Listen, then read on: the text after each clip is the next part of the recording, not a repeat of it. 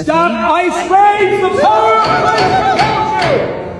End deportations, the power of culture! Joe Biden left us with... I'm not asking about Joe Biden. I'm asking you a specific question. በአሜሪካ እንግዲህ በፍጥነት ነገሮች እየተቀያየሩ ይገኛሉ።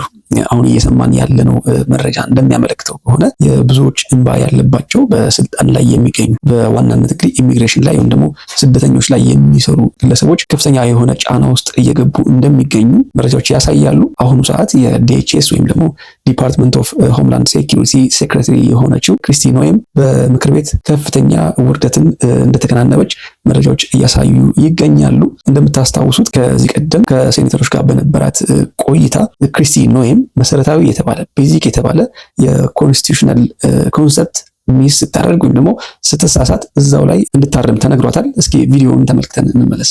So Secretary Noem, what is habeas corpus?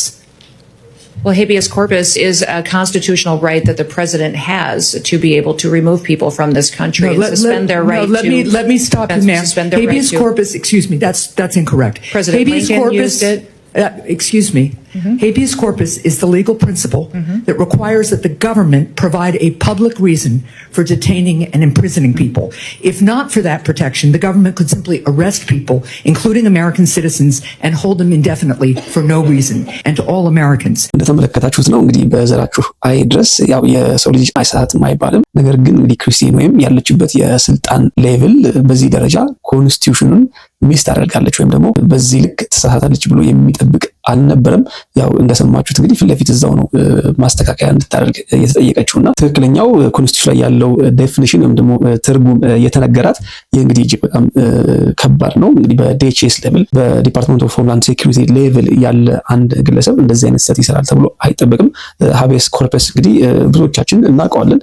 ኮንስቲቱሽን ላይ ያለ ህግ ነው። እንግዲህ በአንድ ኦርዲናሪ የሆነ ሰው ተራ የሆነ ሰው ይህንን ህግ ያውቀዋል ወይም ደግሞ ትርጉሙ ምን እንደሆነ አብዛኛው የአሜሪካዊ ነዋሪ ያውቀዋል የሚል ግምት አለኝ። በተለይ ደግሞ ከህግ ጋር በተገናኘ በቅርበት የሚሰራ ሰው ያውቀዋል፣ አይደለም በስልጣን ላይ የሚገኝ ማለት ነው። ይህ ጉዳይና ሌሎችም ተመሳሳይ ኢሹዎች ታዲያ በክሪስቲ ኖኤም ላይ ከፍተኛ የሆነ ጫና እየደረሰባት ይገኛል።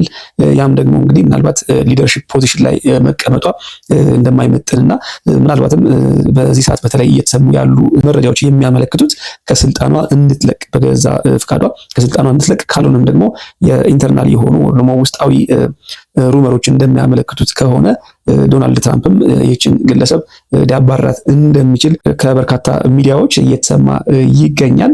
በተለይ ደግሞ በትናንትናው ዕለት በነበራት የምክር ቤት ቆይታ እጅግ በጣም ታፍ የሆነ ጊዜ አሳልፋለች ክሪስቲ ኖኤም። በነበራት ቆይታም ታዲያ እንግዲህ ከዲሞክራቶችም ሆነ ከሪፐብሊካን በርካታ ጥያቄዎችን አስተናግዳለች። በተለይ ደግሞ ዲሞክራቶቹ ቀላል የማይባሉና ክሪስቲ ኖኤምን እጅግ የፈተኑ ጥያቄዎችን ጠይቀዋታል። ለተጠየቀቻቸውም ጥያቄዎች ታዲያ አጥጋቢ ምላሽ መስጠት አልቻለችም። ፋይናሊ እንደሰማነው ከሆነም እንግዲህ ክሪስቲ ኖኤም እንግዲህ የተለያዩ ሰበቦችን ፈጥራ በተለይ ደግሞ ሌላ የስብሰባ ስኬጁል አለኝ፣ ሌላ የስብሰባ ፕሮግራም አለኝ፣ መሄድ አለብኝ በሚል እንግዲህ ለማምለጥ ሞክራለች። ሌሎች ጥያቄዎችን ላለመጠየቅ እንግዲህ ምክንያት በመስጠት ከስብሰባ ቦታው ወይም ደግሞ ከነበረችበት ቦታ ልትወጣ እንደቻለች የወጡ መረጃዎች ያመለክታሉ። እስኪ ክሪስቲ ኖኤም በምክር ቤቱ ከነበራት ቆይታ ጥቂቱን ተመልክተን እንመለስ። Madam Secretary, how many United States military veterans have you deported? Sir, we have not deported U.S. citizens or military veterans. I don't believe you served in the military. I haven't either, but I think you and I can agree that as Americans, we owe everything to those who have served our country in uniform, particularly those who have served in combat. Do you agree with that? Sir, I believe that people that are in this United States that are citizens have legal status here. Madam Secretary, we are joined on Zoom by a gentleman named Se-Jun Park. He is a United States Army combat veteran who was shot twice while serving our country in Panama in 1989. Like many veterans, he struggled with PTSD and substance abuse after his service. He was arrested in the 1990s for some minor drug offenses, nothing serious. He never hurt anyone besides himself, and he's been clean and sober for 14 years. He is a combat veteran, a Purple Heart recipient. Will you commit to at least looking at Mr. Park's case to see if you can help him find a pathway back to this country that he sacrificed so much for? I will absolutely look at his case, but... Do you agree that asylum is a lawful pathway to immigrate to this country? Yes or no? There's an asylum program, yes, in place. All right. So immigrants then with ongoing asylum applications are legally in this country, correct? Excuse me, I'm sorry. Your question was? Immigrants with ongoing asylum applications are legally in this country. There are individuals in this country that have applications that. And they are legally here because it's a lawful pathway, right? It's a lawful pathway. Okay, so if your department then deports anyone with an ongoing asylum application, you are violating the law, correct? Joe Biden left us with. I'm not asking about Joe Biden. I'm asking you a specific question. If your department deports anyone with an ongoing asylum application, you are violating the law. Is that correct? It was greatly violated when they allowed. I'm asking you. I'm asking you. በተለይ እንግዲህ ለተጠየቀቻቸው አንዳንድ ጥያቄዎች የሰጠቻቸው ምላሾች እጅ ከፍንጅ እንግዲህ በቦታው በኤቪደንስ ወይም ደግሞ በማስረጃ ፍጹም ስህተት እንደሆነ ያው ፊት ለፊቷ ለማረጋገጥ ተችሏል። ለምሳሌ ያክል እንግዲህ እንደሰማችሁት አንድ ዴሞክራት የጠየቃት ጥያቄ አሁን እየተደረገ ባለው የዲፖርቴሽን ወይም ደግሞ የኢሚግሬሽን ክራክዳውን ቬትራኖች ወይም ደግሞ በፊት የውትድርና ወይም ደግሞ የሚሊታሪ አገልጋይ የነበሩና ሲቲዝኖች እየታሰሩ እንደሆነ ጠይቋት ነበረ። ነገር ግን ክሪስቲ በምላሿ ሲቲዝኖችም ሆኑ ቬትራኖች ወይም ደግሞ በፊት የወታደር ወይም ደግሞ የሚሊታሪ አገልጋዮች እየታሰሩ እንዳልሆነ ምላሽ ሰጥታ ነበር። በጣም በሚገርም ሁኔታ እንግዲህ ጠያቂው በቂ ዝግጅት አድርጎ በኦንላይን በዙም አንድ ከአሜሪካን ሀገር የተባረረ ዲፖርት የተደረገ የቀድሞ የሚሊታሪ አገልጋይን ፊት ለፊቷ ለማሳየት ችሏል ማለት ነው። የሰጠችውንም ምላሽ እዛው ፊት ለፊት ስህተት እንደሆነና እየዋሸች እንደሆነ ለማረጋገጥ ተችሏል። ይህ እጅግ በጣም አሳፋሪና የሚገርም ነው። ኦፍኮርስ ጉዳዩን በተመለከተ ያው ሪቪው አድርገዋለሁ ደግሜ የምመለከተው ጉዳይ ይሆናል ስትል እንግዲህ ማስተባበያ ሰጥታለች። ያ ማለት እንግዲህ ምናልባት ስህተት ሰርቶ ሊሆን ይችላል። ስህተትም ሰርቶ ከሆነ የምንመለከተው ይሆናል አይነት ምላሽ ነው።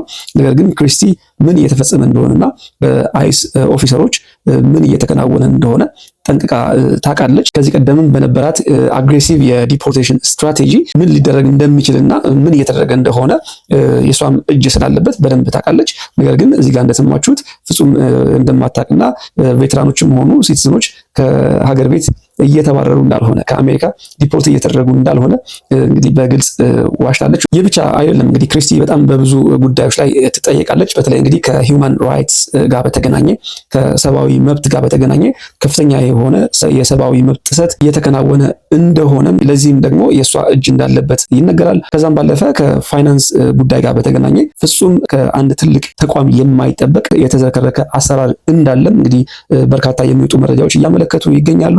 ከዛም ባለፈ ቀደም ብዬ እንደነገርኳችሁ የዲኤችኤስ ሴክሬታሪዋ ክሪስቲ ኖኤም በቦታው ላይ ወይም ደግሞ ባለችበት የሊደርሺፕ ፖዚሽን ብቁ እንዳልሆነች ፍሮም ዘ ፈርስት ዴይ ትራምፕ እሷን አሳይን ሲያደርግ ወይም ደግሞ እዛ ቦታ ላይ ሲሾማት በብዙዎቹ ዘንድ ጥያቄ ያስነሳ ጉዳይ ነበረ።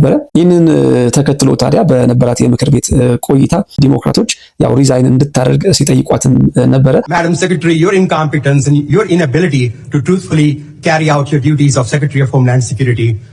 If you're not fired, will you resign? Sir, I will consider you're asking me to resign as an endorsement of my work. Thank you very much. ከዛም ባለፈ ያው ክሪስቲ ከፍተኛ የሆነ ተቃውሞ ገጥሟት ነበር። እስኪ የተወሰነ እንመልከተው።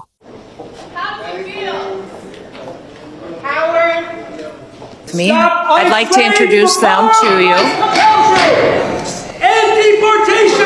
Disruptions of congressional business is a violation of law, is a criminal offense under federal law. Audience members are advised to take their seats and maintain order. The chairman may now ask Capitol Police to remove and arrest the persons creating a disturbance. Get ICE off our streets! Stop terrorizing your community! Get ICE off our streets! Stop terrorizing your community! Get ICE off our streets! Stop terrorizing your community! How dare you hold a baby in your hand when you have been her? Stop it! እንደተመለከታችሁት ነው እንግዲህ ክሪስቲ በከፍተኛ ጫና ውስጥ ትገኛለች። ቀደም ብዬ በመግቢያም እንደተናገርኩት እንግዲህ ያው ግለሰቦች ላይ የሚደረገው ከፍተኛ የሆነ ግፍ የብዙዎቹ እንባ ያለባት ግለሰብ ናት። እንግዲህ በጣም አግሬሲቭሊ ነው የኢሚግሬሽን ክራክዳውኑን የምታደርገው። እጅግ በጣም በሚያሳዝን ሁኔታ ምንም አይነት ኤክስኪውዝ የሌላት ሊደርሺፕ ላይ ያለች ግለሰብ ናት። ታዲያ ይህቺ ግለሰብ በአሁኑ ሰዓት የገጠማት ተቃውሞ ቀላል የሚባል አይደለም። ከዲሞክራቶችም ሆነ ከሚዲያ ሰራተኞች ከዛም ባለፈ በውስጥ እሷ ባለችበት ፓርቲ ውስጥ ኢንክሉዲንግ ዶናልድ ትራምፕ ማለት ነው በሌላ ሰው ልትተካ እንደምትችል እየወጡ ያሉ ሩመሮች አሉ። በምክር ቤቱ ከፍተኛ የሆነ ጫና ውስጥ የነበረችው ክሪስቲ በመጨረሻ ቀደም ብዬ እንደነገርኳችሁ ስኬጁል የተደረገ ስብሰባ አለኝ በሚል ሰበብ ጥያቄዎቹ ሳያልቁ ወይም ደግሞ ስብሰባው ሳይበተን ጥላ ወጥታለች ማለት ነው። የክሪስቲ ኖኤም ጉዳይ ታዲያ በቀጣይ ምን ይሆናል? የዶናልድ ትራምፕ አድሚኒስትሬሽንስ በሷ ዙሪያ ምን ሊወስን ይችላል? አብረን የምንመለከተው ይሆናል። እኔም እንግዲህ አዳዲስ ጉዳዮችን እየተከታተልኩ ወደ እናንተ የማደርስ ይሆናል። ሀሳብ አስተያየቶቻችሁን በኮሜንት ሴክሽን ጠብቃለሁ። አብራችሁን ስለቆያችሁ እጅግ አድርጌ ያመሰገንኩ። እንደተለመደው ላይክ ማድረግ እንዳይረሳ። አዲስ ሆናችሁ የምትከታተሉ ሰብስክራይብ በማድረግ የሳሚ ዩቲዩብ ቻናል ቤተሰብ እንዲሆኑ እየጋበዝኩ በዚሁ ሰናበታለሁ።